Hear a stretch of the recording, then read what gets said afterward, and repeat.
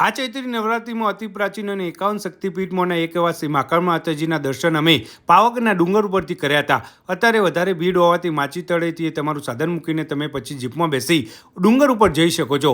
ત્યાં તમે ચાલતા પગપાળા અથવા ઉડન ખટોલાની મદદથી પહોંચીને ત્યાંથી પછી તમે થોડું ચાલીને મંદિરે જઈ શકશો. ઉપર દૂધિયું, છાશિયું, તેલિયું એમ 3 તળાવ આવેલા છે. એ સિવાય રસ્તામાં પગથિયા પર આજુબાજુ ઘણા પ્રાચીન મંદિરો તમને દેખાશે. મહાકાળી માતાનું મંદિર 11મી સદીમાં નિર્માણ પામ્યું, જ્યારે તેનો જીર્ણોદ્ધાર સાથે નવીન મંદિર હમણાં જ બનાવ્યું અને 500 વર્ષ પછી ધજા ચડાવવામાં આવી છે. અત્યારે નવીન મંદિરમાં કાળકા માતાજીની સાથે બહુચરમાં અને ભદ્રકાળીમાની મૂર્તિઓના દર્શન થાય છે. મંદિરની પાછળ પ્રસાદગૃહ અને કાર્યાલય છે અને આ જગ્યા પર મા પાર્વતીના અંગૂઠાની છાપ પડી હોવાથી શક્તિપીઠ તરીકે આ મંદિર ખ્યાતિ પામ્યું છે. અને ચૈત્રી નવરાત્રિમાં ગુજરાત સહિત ભારતભરમાંથી રોજના લાખો શ્રદ્ધાળુઓ માના દર્શને આવે છે. તો હવે તમે પણ પાવાગઢમાં બિરાજમાન શ્રી મહાકાળી માતાજીના દર્શન કરવાનું ના ભૂલતા.